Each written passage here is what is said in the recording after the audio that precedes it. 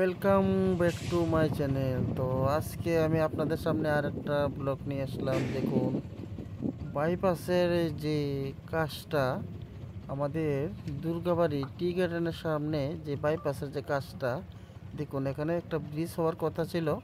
এই ব্রিজটার কাজটা পুরোপুরি কমপ্লিট হয়ে গেল। আর ওই ওই পাশটাতে দেখাচ্ছেন, এটা হলো আন্ডারগ্রাউন্ডে। তারা এখান থেকে সব কিছু কাজ করে নিয়ে তারা যায়। হ্যাঁ, আর এই দেখুন, তাদের সব কিছু এখানে আছে, পাথর, বালি, সিমেন্ট, যা কিছু প্রয়োজন সব কিছু তারা ভিতরে রেখে দিয়েছে। হ্যাঁ, আর ওই যে ওই দেখুন, ওই সব কিছু 8mm, 10mm, 16 যা কিছু যাবতীয় জিনিসপত্র আর গাড়িগুলো রয়েছে, ওই পাশটাতে গাড়ি রয়েছে। আর এখানে এই দেখুন, এই ব্রিজটা তৈরি করে ফেলেছে। হ্যাঁ, এই দেখুন তৈরি করে ফেলেছে। আর পাশেতে দেখুন, এই দেখুন, আমরা আর একটু জুম করে দেখাচ্ছি যে তারা যে থাকার ঘরগুলো ছিল এরকম। আর ওই পাশটাটা দেখুন, দেখুন দুর্গাবাড়ি টি গার্ডেনের যে পাতাগুলো ছিল, গাছগুলো কেটে দিয়েছে সবগুলো। আর এখন কলপ, ওই দেখুন কলপের পাতা একটু একটু করে সামনে দিয়ে বের হচ্ছে। আর ওইটা হলো ঢালাই। এই ঢালাইটা এটার মাধ্যমে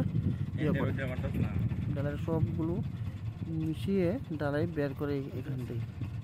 হ্যাঁ, এই দেখুন কি পদ্ধতিতে। আর এইটা চা পাতা গাছগুলো একটু কলপ করে দিয়েছে। আর এখান থেকে আমি যাচ্ছি, এই দেখুন কলপ করার পর যে চা পাতা গাছগুলো ছিল কীরকম লাগে, এই দেখুন আমরা দেখতে পেয়েছি।